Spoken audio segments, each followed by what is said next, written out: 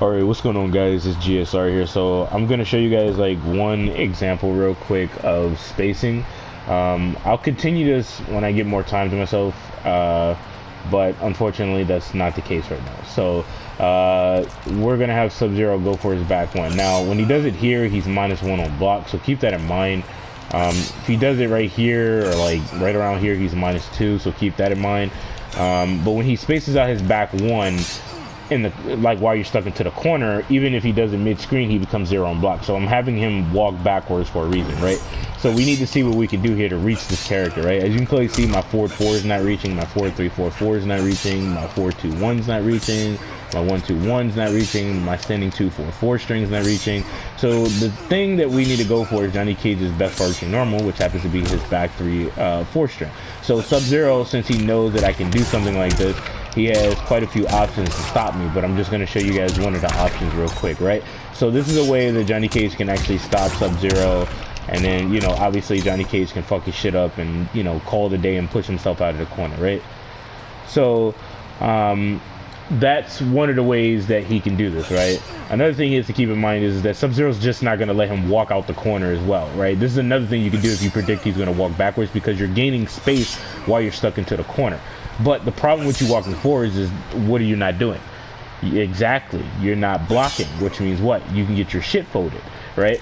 So if Sub-Zero spaces this out correctly, right, and he knows that you're going to take it upon yourself to like walk forward, well, if he knows you're going to commit into that string, let me just show you guys that real quick. That's what's going to happen, right? So what if you predict that he's going to do this? Now him backdashing is going to prevent you from actually hitting him just like this, right? So if I go for this, it doesn't act as a counter, unfortunately. If I go for this right here, it doesn't really act as a counter. It only acted as a counter because he was about to press a button right there. So as you guys can clearly see, he was about to press a button right there. What I could do here is I can gain that space, and as soon as, if I know the range of that move, I can gain that little bit of space. And as you can clearly see here, Sub-Zero gets punished every single time, and this allows me to go for a full combo punish if I make the correct read on Sub-Zero, and then I can punish him and get myself out of the corner very easily, right? But there is a huge risk with you taking it upon yourself to walking forward, right? Or forwards, excuse me, right? Sub-Zero could go for this move again. Now keep in mind, the move is a high, so that's another thing to keep in mind. So if you're walking forwards, you have to understand that this character could hit you before you expect it, you know what I mean? So if you walk forwards, the reason why you're doing that is because you think he's going to walk backwards or backdash, and you're trying to gain space. And as you can clearly see here, right, you thought he was, you thought he was going to, walk backwards and shit like that, and look what happens. See that? You get fucked up.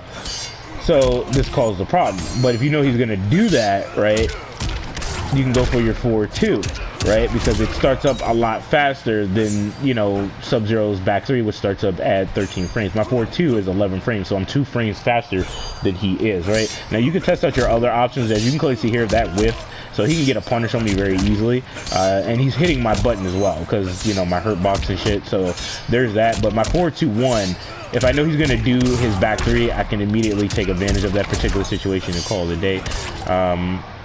So as you can clearly see here, like he can get hit. Now his back 1 is a high, so you can obviously do that. You could try to flawless block him. The problem with you doing that is he can do that to you. As you can clearly see here, if he spaces it out, Johnny Cage can't reach him, so that's really unfortunate, right? So you can definitely neutral crouch really fast if you make the correct read. And as you can clearly see, I can't uppercut him because his hurt box is not necessarily right there, because I'm trying to hit his hand. If you can reach his arm, like if I move a little bit closer, right, you're gonna see what I mean, right? Hold on. See what I mean? It counts as, like, you see, like, I'll have to explain it further when I get more time, but it acts like, how should I put it? Right here, right? His hurt box is not right here. It's where his hand is. That's pretty much where I'm getting at with that, right? So if I know he's gonna do that, his shit starts up at 13 frames. So my forward, my forward 4 and my forward 3 is probably not gonna work. The reason why is because he's 0 on block, and he's going for a back 3 that starts up at 13 frames. So if I go for my 4-4, or I go for my 4-3, it starts up at 14 frames, which means that if he times this correctly, he is 1 frame faster than I am. So the way that I can beat him out is by going for an 11 frame move, and that's my get out of jail free card. Or I could go for a reversal shadow kick to gain that space, just to get some space so I can actually do something, and you know, I can pretty much work with that, right? So another thing you could do is like, if you have your fatal blow, you could do something like that where you can cancel and shit. You could do something like this if you have it. I mean, you know, you could do it if you want, but it's like, I don't think there's a reason to do so. I mean, you can if you want to get out of harm's way. That's one way you can do, but you could definitely neutral crouch and punish Sub-Zero if you're, you know, you can, you know, micro crouch like really fast and fuck his shit up and shit. So you know, you guys kind of get the idea here. This is just like a small example and stuff like that. Unfortunately, this game is not really based around complete skill, but it's whatever, right? But this is just a small example of what you can do in the corner against Sub-Zero's back one, and it creates all these little different mind games and situations that can be played at a high level. So there's many different matchups that I haven't even talked about. There's many different things that Sub-Zero could do in a situation like this, because if he knows that you're going to challenge him, and this is one more example I'm going to show you guys. If he knows you're going to challenge him, right, see how he's zero on block? The way that he can get you to respect is by committing into the string. Right, that's the way that he can get you to respect, because if he staggers this, you already know that he's probably going to backdash or he's going to walk backwards. And if the Sub-Zero player doesn't know about that mind game, then, you know, obviously, like, they might get hit. But if an experienced Sub-Zero player knows about that mind game, they are going to get you to respect, because if they know that you're going to go for your 4-2 immediately because you see them go for a back one and you think they're going to stagger, he can hit you with this and then go directly into a combo and fuck you up. And now you have something to think about, which allows this character to actually space you out and back up and shit like that, and etc. So there's that. But I'm gonna, because a bar can be played here very easily. It can definitely be played here. Abari can most definitely be played here. But overall, let me know how you guys personally feel about this in the comment section down below. I'll catch you guys in the next video. Peace.